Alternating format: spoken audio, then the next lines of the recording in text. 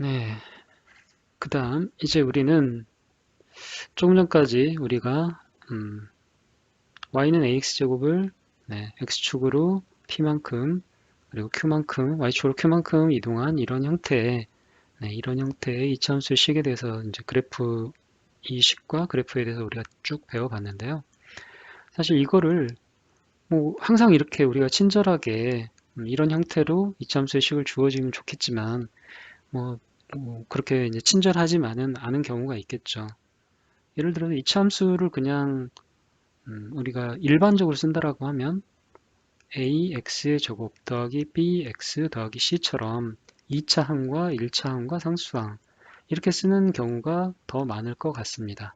네, 일반적으로 이렇게 쓰는 게 더 간단하죠. 네. 그래서 뭐 y는 2x의 제곱 더하기 4x 더하기 뭐 3, 뭐 이런 식으로 간단하게 그냥 네, 쓰는 게 더 편하죠. 네. 그럼 이런 그래프는 우리가 이것도 이차함수인데 그러면 우리가 배운 것처럼 뭐 어딘가에 이렇게 그려질 수 있는 그래프일 텐데 이렇게 주어지면 우리는 어떻게 그러면 이 그래프를 그릴 수 있을까? 네, 그게 이제 우리가 배워야 될 네, 과제입니다. 어떻게 하면 이렇게 할 수 있을까요? 네, 결론적으로는 이렇게 해야 되는 거죠. 우리가 이 꼭지점을 알기 위해서는 우리가 이런 형태, 네, 뭐 y는 뭐 2, 뭐 x-2, x 더하기 2의 제곱 더하기 뭐 1, 마이너스 1, 뭐 이런 식으로 우리가 고쳐주면 그러면 꼭지점이 x 마이너스 2니까 꼭지점이 마이너스 2, 마이너스 1이구나. p고 q니까요. p, q고 네, a가 2네. 네, 그리고 축이 x는 마이너스 2네. 뭐 이런 식으로 해서 금방 우리가 꼭지점을 잡고 그 다음에 아래로 볼록하구나. a가 0보다 크니까 이런 그래프구나. 뭐 이런 식으로 금방 알 수 있게 되는 거죠. 네, 마이너스 2고 마이너스 1은 여기네요. 그죠? 이런 식으로. 네, 이런 식의 그래프구나라는 걸 금방 우리가 그릴 수 있게 되죠. 그래서 결론적으로 우리는 이렇게 y는 ax제곱 더하기 bx 더하기 c의 그래프를 그리기 위해서는 조금 전에 우리가 배웠던 형태로 이 2차 식을 고쳐야 된다라는 겁니다. 네, 그래서 완전 제곱식을 만들어 가지고 이렇게 고쳐야 된다. 네, 그게 이제 그쵸? 그래프를 그리기 위해서는 반드시 우리가 거쳐야 될, 한 번 더 이제 좀 더 한 번 더 꼬은 거죠. 네. 복잡해지는 거죠. 그전엔 이렇게 그냥 우리가, 바로 그래프의 모양을 파악하기 쉽게, 식을 줬다면, 음, 좀 보기 어렵게 만든 다음에 이걸 다시 우리가 원래의 그래프대로, 그래프의 모양을 알 수 있는 식을 이렇게 우리가 한 번 더 수고를 해야 된다는 그런 얘기가 되겠습니다. 네. 예를 들어서 그러면 y는 한번 해보는 거죠. 우리가 x의 제곱 마이너스 2x 더하기 3이 있다면 그러면 우리는 이 그래프를 어떻게 그릴 수 있을까? 자, 이걸 그러면 우리가 완전 제곱식으로 이 x제곱 마이너스 2x 이 부분을 가지고 완전 제곱식을 만드는 겁니다. 그건 우리가 이제 근해 공식을 우리가 하면서 수도 없이 저희가 많이 연습했던 부분이죠. 그걸 다시 한번 복습하는 겁니다. 어렵지는 않습니다. 자, 어떻게 합니까? y는 개수가 1이니까 뭐 더 빼고 말 필요도 없죠. 그래서 그건 필요 없고 여기를 그러면 a 어떻게 합니까? ax 제곱 더하기 2ab a 제곱 x 제곱 더하기 2ab 더하기 b의 제곱 형태 이런 형태로 우리가 바꿔야 되는 거죠. 그렇죠? 네. 그래서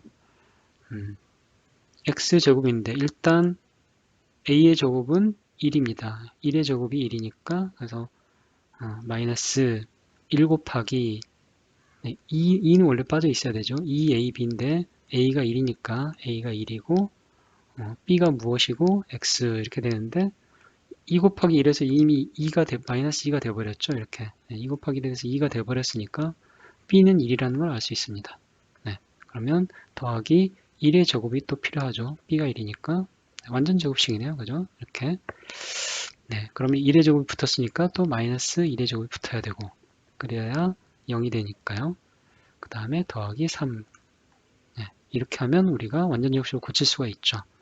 자, 그러면 이 부분이 완전 제곱식이 됩니다. 그러면 y는 a-b의 제곱 형태죠. x-1의 제곱, 그 다음에 마이너스 1 더하기 3 이렇게 되니까 y는 x-1의 제곱 더하기 2 이렇게 되는 거죠. 예, 드디어 우리가 원래 알고 있던 ax-p의 제곱 더하기 q의 형태가 됐습니다. 꼭지점이 얼마입니까? 금방 나오죠. 네, p가 1이고 q가 2니까 1,2가 꼭지점. 그 다음에 a가 1이니까 네, a가 1이니까 1,2고 여기가 꼭지점이고 그 다음에 네, a가 양수니까 이런 그래프, 아래로 볼록한 그래프가 그려진다 라고 네, 바로 알 수가 있겠습니다. 어떻습니까? 네, y는 ax의 제곱 더하기 bx 더하기 c의 이런 형태의 이 2차식을 완전 제곱식이 들어가 있는 이런 형태로 이런 형태로 결국 바꿔준다. 예, y는 a x-p의 제곱 더하기 q의 형태로 이렇게 한번 좀 힘써서 우리가 힘을 좀 써가지고 바꿔준다. 바꿔주면 그 다음부터는 우리가 이미 알고 있는 대로 그래프를 얼마든지 그릴 수가 있다라는 겁니다. 네, 한 번 더 꼬은 거죠. 네, 한 번 더 꼬은 겁니다. 자,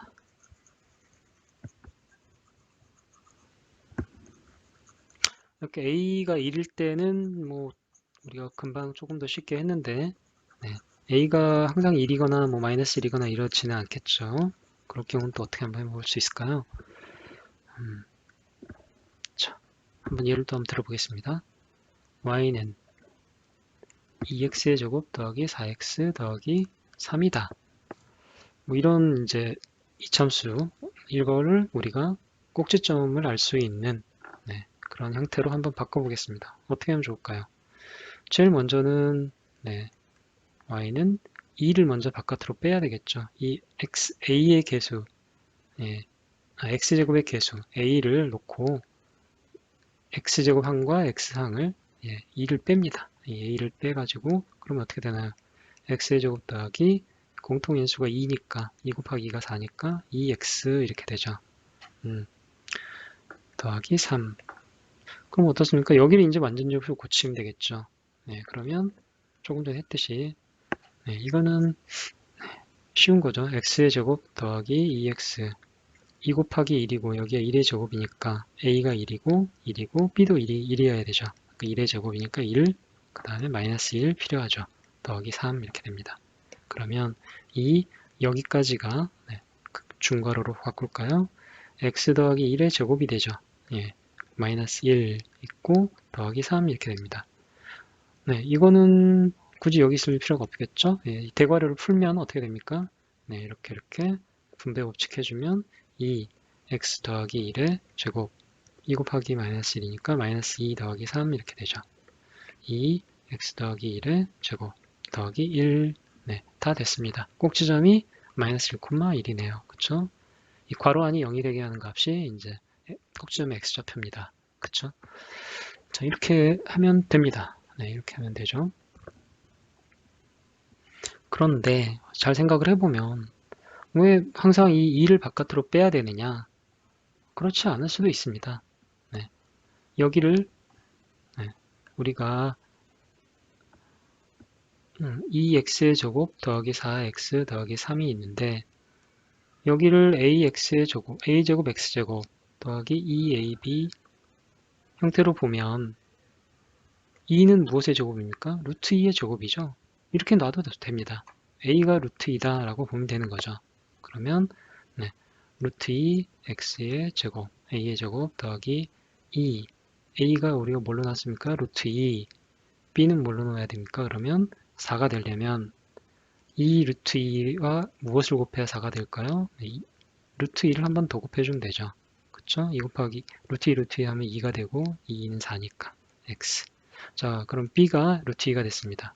마찬가지로 루트 2의 제곱이 필요하죠. 빼기 루트 2의 제곱도 또 있어야 되고요. 더하기 3. 정리하면 어떻게 됩니까? 그러면 여기는 여기는 a제곱 더하기 2ab 더하기 b의 제곱 형태가 됐습니다. 그러면 루트 2x 그 다음에 더하기 루트 2의 제곱이 되는 거죠. 루트 2의 제곱은 마이너스 2 이렇게 되고 더하기 3 그러면 이건 어떻습니까? 루트 2를 공통인수니까 밖으로 뺄 수 있겠죠. 그쵸?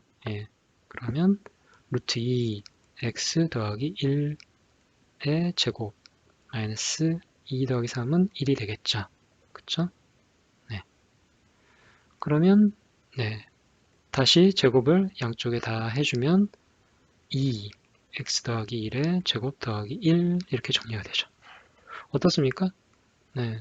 그냥 2를 먼저 바깥으로 빼고 요 괄호 안을 완전 제곱식으로 바꿔서 한 거나 아니면 처음부터 주어진 식을 완전 제곱식으로 아예 처음부터 그냥 이렇게 한 경우에도 당연하게 당연하게 최종 결론은 서로 똑같죠. 나온 값은 식은 똑같습니다. 하지만 계산 과정이 아무래도 이 루트 2와 같은 이런 거를 계산해서 쓰게 되면 조금 더 복잡해지죠. 그거보다는 훨씬 이렇게 공통의 인수를 밖으로 뺀 다음에 a를 밖으로 빼는 거죠. 무조건 일단 a를 밖으로 빼는 겁니다. 그 다음에 이렇게 계산하는 게 훨씬 편하다라는 걸 알 수가 있습니다.